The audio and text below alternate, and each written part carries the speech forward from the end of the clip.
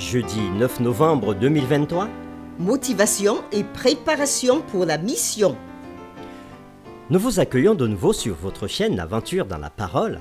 C'est avec plaisir que nous nous retrouvons avec vous.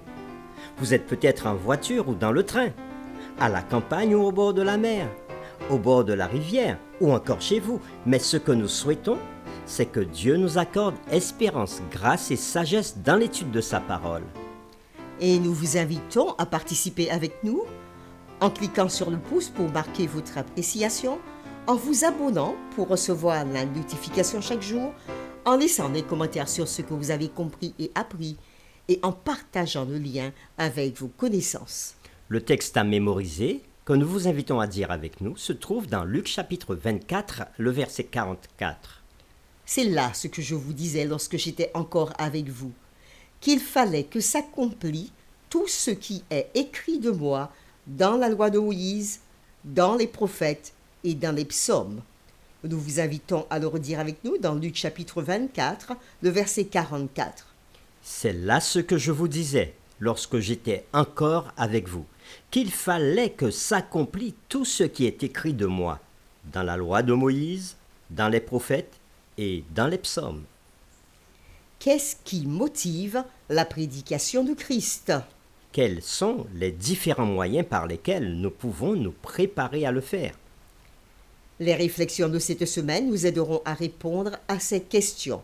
Et aujourd'hui, nous le ferons avec la séquence « Une image de l'Église primitive ». Lisons ensemble Actes chapitre 2, les versets 41 à 47. Quel genre d'image de l'Église primitive avons-nous dans ce passage ? Ceux qui acceptèrent la parole furent baptisés. Et en ce jour-là, le nombre des disciples s'augmenta d'environ 3000 âmes. Ils persévéraient dans l'enseignement des apôtres, dans la communion fraternelle, dans la fraction du pain et dans les prières. La crainte s'emparait de chacun.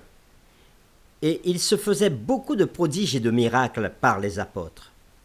Tous ceux qui croyaient étaient dans le même lieu, et ils avaient tout en commun. Ils vendaient leurs propriétés et leurs biens, et ils en partageaient le produit entre tous, selon les besoins de chacun. Ils étaient chaque jour ensemble, assidus dans le temple. Ils rompaient le pain dans les maisons, et prenaient leur nourriture avec joie et simplicité de cœur, louant Dieu et trouvant grâce auprès de tout le peuple. Et le Seigneur ajoutait chaque jour à l'Église ceux qui étaient sauvés. Après lecture de Actes chapitre 2, versets 41 à 47, quel genre d'image de l'Église primitive avons-nous dans ce passage ? L'image que nous avons de cette Église primitive, c'est que les membres de cette Église étaient souvent ensemble. Il nous est dit au verset 42, ils persévéraient dans l'enseignement des apôtres, c'est-à-dire qu'ils étudiaient ensemble. Ils persévéraient dans la communion fraternelle, donc ils fraternisaient ensemble. Le texte dit aussi qu'ils persévéraient dans la fraction du pain, ce qui veut dire qu'ils prenaient leur repas ensemble et qu'ils persévéraient dans les prières. Donc ceci nous montre qu'ils priaient ensemble. Au verset 44, il nous est dit, tous ceux qui croyaient, ils avaient tout en commun.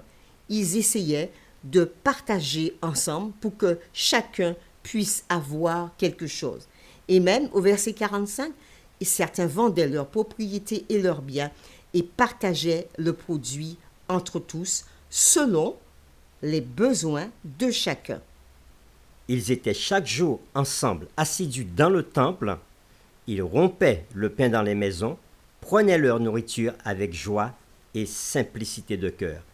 Et leur action emmènera beaucoup à Christ. Parce qu'il est dit, à la fin, au verset 47, « Et le Seigneur ajoutait chaque jour à l'Église ceux qui étaient sauvés. » Acte chapitre 2 se termine par cette belle image de ce qu'était l'Église primitive. Au verset 41, de Actes chapitre 2, il est dit que ceux qui acceptèrent la parole de Dieu furent baptisés et le nombre des disciples s'augmenta. Nous pourrions lire cela et dire que le passage parle du nombre de nouveaux croyants ajoutés au nombre des croyants existants pour établir le nombre total des membres du groupe. Mais cette idée est une compréhension superficielle.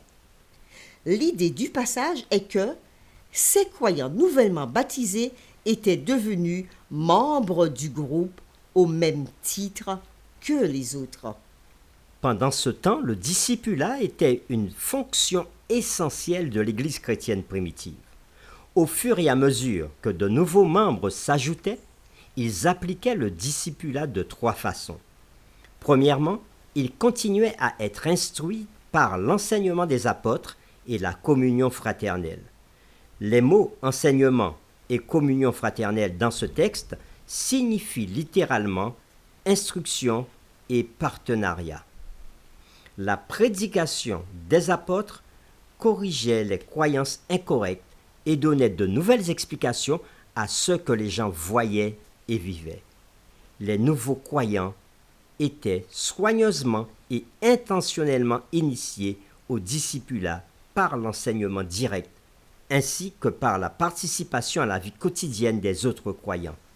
Le tout sous la supervision et la direction des apôtres spirituellement mûrs et enracinés.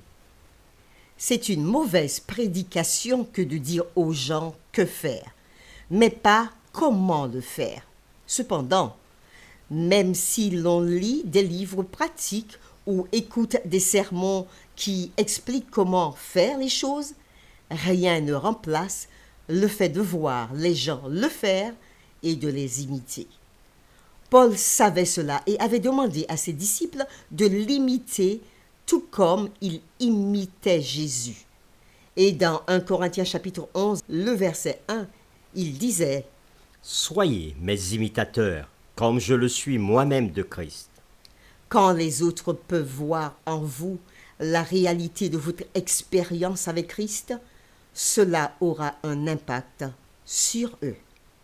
Pour terminer, voici les défis que nous vous proposons pour cette semaine, comme chaque jeudi. Défi numéro 1. Pensez à une personne que vous aimeriez être croyante. Priez chaque jour pour qu'elle ait une expérience personnelle avec Jésus. Défi numéro 2.